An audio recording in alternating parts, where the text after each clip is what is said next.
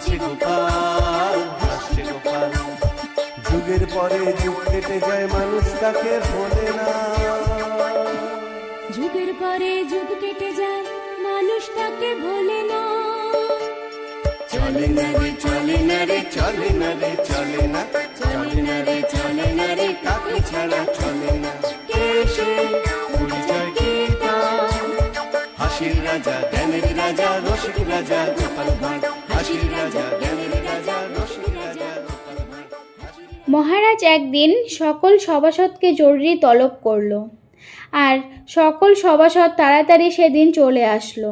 আসার পর গোপাল মহারাজকে বলল, মহারাজ, আজ এত জরুরি তলব কেন? কোনো গুরুত্বপূর্ণ কাজ আছে নাকি? মহারাজ বলল, একটা ছোট কাজ, কিন্তু খুব গুরুত্বপূর্ণ।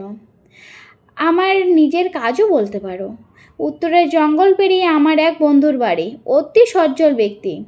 তাকে আমার একটা চিঠি দিয়ে আসতে হবে। আমি যে কোনো সেপাইকেই বলতে পারতাম, কিন্তু আমার খুব কাছের বন্ধু, তাই আমি চাই তোমাদের মধ্যে কেউ গিয়ে তার খোঁজ খবর নিয়ে এসো। গোপাল বলল, এটাই ভালো হবে মহারাজ, এতে তার প্রতি আপনার ভালোবাসা আরও ভালোভাবে প্রকাশ পাবে। মহারাজ বলল, হ্যাঁ, দিনের মধ্যেই চিঠি দিয়ে খোঁজ খবর নিয়ে আবার দিনের মধ্যেই ফিরে আসবে।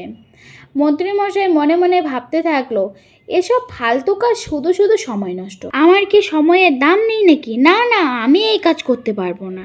তারপর মন্ত্রীমশাই মহারাজকে বলল, ওই তো মহারাজ, আপনার প্রিয় গোপাল ভাঁড় আছে তো, তাকেই দিন না এই কাজের দায়িত্ব। গোপাল বলল, হ্যাঁ মহারাজ, আমি এই কাজ করতে রাজি আছি। মহারাজ বলল, হ্যাঁ, আমি জানতাম গোপালই এই কাজ করবে, তাই গোপালের জন্য আমি আগে থেকে পুরস্কার স্বরূপ এক থলে সোনার মোহর এনে রেখেছিলাম। এই নাও গোপাল। গোপাল সোনার মোহর হাতে নিয়ে বলল, ধন্যবাদ মহারাজ। এইদিকে মন্ত্রীমশাই ভাবতে থাকলো, এই রে, আমি আগে যদি জানতে পারতাম এই কাজে পুরস্কার আছে, তাহলে আমি এই দায়িত্ব নিতাম। ধুর ধুর ধুর, সব পুরস্কার শুধু গোপালই পেয়ে যায়।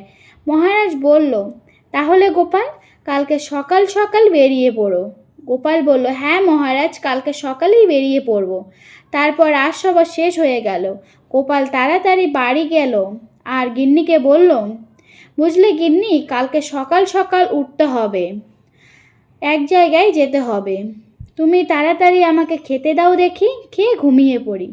এইদিকে মন্ত্রীমশাইয়ের ঘুম উড়ে গেছে। মন্ত্রীমশাই কিছু পরিকল্পনা করে বটাঘটার সঙ্গে দেখা করতে গেল আর বলল, শোন বটাঘটা, কালকে গোপাল উত্তরের জঙ্গলের দিকে যাবে, আর ওই জঙ্গলে গোপালকে শেষ করে দিতে হবে। বটাঘটা বলে, আমরা চুরি ডাকাতি করতে পারি, কিন্তু মানুষ মেরে ফেলতে পারবো না।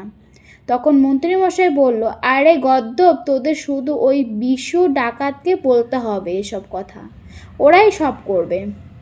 বটাঘটা বলল, আচ্ছা মন্ত্রীমশাই, কিন্তু আমাদের পারিশ্রমিক? মন্ত্রীমশাই তখন এক মোহর করে বটাঘটাকে দিল, আর রাতের মধ্যেই সব ঠিক করে রাখলো বটাঘটা। পরের দিন সকাল সকাল গোপাল উত্তরের জঙ্গলের দিকে রওনা দিল। যাওয়ার সময় ঠিকই গেল, কিন্তু আসার সময় একটু লেট হয়ে যায়। সন্ধে সন্ধে হয়ে গেল। হঠাৎ উত্তরের জঙ্গলে কেউ এসে চাদর চাপা দিয়ে গোপালকে নিয়ে গেল আর একটা গাছের মধ্যে দড়ি দিয়ে বেঁধে দিল। গোপাল তেমন কোনো ভয় পেল না, নাক ডেকে ঘুমোলো সারা রাত। সকালে এক ডাকাত বলল, উফ, সারা রাত নাক ডাকার আওয়াজ তো আমাদের কান ঝালাপালা করে দিল, একটুও ঘুমোতে পারেনি, একে নিয়ে যে কি করি। ডাকাত দলের সর্দার বিশু বলল, চিন্তা করিস না হারু, আজ দুপুরের মধ্যেই নির্দেশ আসবে, তারপর নির্দেশ অনুযায়ী কাজ হবে। বলছে হারু, এখন ওকে ডাক, যতই বন্দি থাক খেতে তো দিতে হবে। তখন হারু গোপালকে ঘুম থেকে ডেকে তুলল আর খাবারের কথা বলল। গোপাল প্রথমেই বলে দিল, আমার পেট না ভরা অবধি আমাকে খেতে দিতে হবে।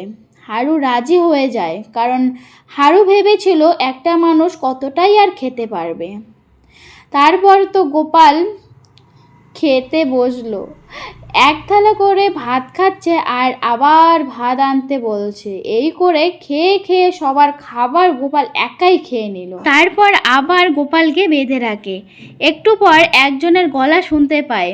ভালো করে শোনার চেষ্টা করে গোপাল। শোনে যে বটা ঘটা কথা বলছে ডাকাত দলের সর্দারের সঙ্গে। ওরা এসেছে ডাকাতকে বলতে যে গোপালকে শেষ করে ফেলতে হবে আর রাতে রাজবাড়ি দখল নিতে হবে। আর এসব মন্ত্রীমশাইয়ের পরিকল্পনা। একটু সন্ধ্যা হতেই ডাকাতের সবাই একসঙ্গে গোপালের কাছে আসে। আর গোপাল বলে, কি ব্যাপার এখন সবাই একসঙ্গে যে? আজ রাতে ভালো কিছু খাবার হয়েছে নাকি? হারু বলল, না না, তোমার খাবারের স্বাদ সারা জীবনের মতো খোঁচাতে এসেছি। গোপাল বলল, সে কি আমার ভবনীলার সঙ্গ করার কথা ভাবছো নাকি? ডাকাত সর্দার বলল, তোমার দেখি ভালোই বুদ্ধি আছে। এরপরেই হারুকে বলল, হারু, একে বস্তাবন্দি করো। গোপাল বলল, এই দাঁড়াও দাঁড়াও, বস্তাবন্দি করার আগে আমার শেষ ইচ্ছেটা পূরণ করো। মরার আগে শেষ ইচ্ছে যে পূরণ করতে হয় সেটা জানো না নাকি?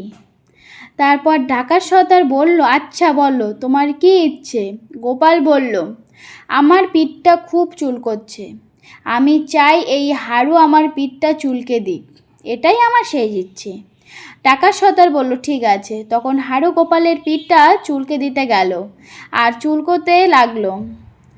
আর এই সুযোগে গোপাল হারুর কোমরে যে চাকুটা ছিল সেই চাকুটা নিয়ে নিল। তারপর গোপাল বলল, ঠিক আছে, এবার তোমরা তোমাদের কাজ শুরু করতে পারো। আর তখন ডাকাতরা গোপালকে বস্তা ভরে ফেললো আর নিয়ে গেল গভীর জঙ্গলে।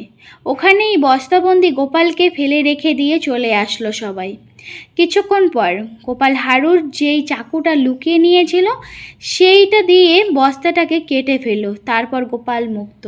আর এইদিকে মন্ত্রীমশাই ডাকাত এবং বটাঘটাকে নিয়ে রাজবাড়িতে চলে আসলো। মন্ত্রীমশাই আগেই প্রহরীদের খাবারে ঘুমের ওষুধ মিশিয়ে দিয়েছিল, তাই মহারাজের ঘরে ঢুকতে কোনো অসুবিধাই হয়নি মন্ত্রীমশাইয়ের। মহারাজের ঘরে এসেই মহারাজকে বন্দি করে ফেলে আর কারাগারে বন্দি করতে বলে। আর তখনই পেছন দিকে গোপাল বলে উঠল, মন্ত্রীমশাই দাঁড়ান, মহারাজকে ছেড়ে দিন। মন্ত্রী চমকে উঠলে বলে, কে কে? গোপাল বলল, এই যে আমি, গোপাল ভাঁড়। মন্ত্রী ভয়ে বলে যে, গোপাল তুমি? ডাকাত সর্দার বলে, তুমি এখানে কিভাবে? গোপাল একগাল হাসি দিয়ে বলল, আমার ভবলীলা সঙ্গ করা এতই সহজ। মহারাজ বলল, গোপাল আমাকে বাঁচাও। মন্ত্রী হেসে বলল, গোপাল একবার পার পেয়ে গেছো তো কি হয়েছে? এখানে তুমি একা আর আমার কাছে আমার সৈন্যদল আছে। তারপর গোপাল রাজ্যবাসীদের ডাকলো আর বলল, মন্ত্রীমশাই মনে রাখবেন, এই রাজ্যবাসী সবসময় মহারাজের সাথে আছে। ছেড়ে দে মহারাজকে। আর তখনই মহারাজকে ছেড়ে দিল। মন্ত্রীমশাই আর তার সাঙ্গপাঙ্গ পালানোর চেষ্টা করে, কিন্তু রাজ্যবাসীরা বন্দি করে। মন্ত্রী তখন কেঁদে কেঁদে গোপালকে বলল, ছেড়ে দাও গোপাল, ক্ষমা করে দিন মহারাজ, ক্ষমা করে দিন। মহারাজ বলে, তোমার মতো পাষণ্ডকে ক্ষমা? ছি, আমার তো ভাবতেই ঘেন্না হচ্ছে। এদের সবকটাকে আমি শুলে চড়াবো, নিয়ে যাও তাড়াতাড়ি। মহারাজ গোপালকে বলল, গোপাল, আজ তুমি না থাকলে কি যে হতো, কিন্তু ওরা বেঁচে থাকার কথা কেন বলছিল বলো তো?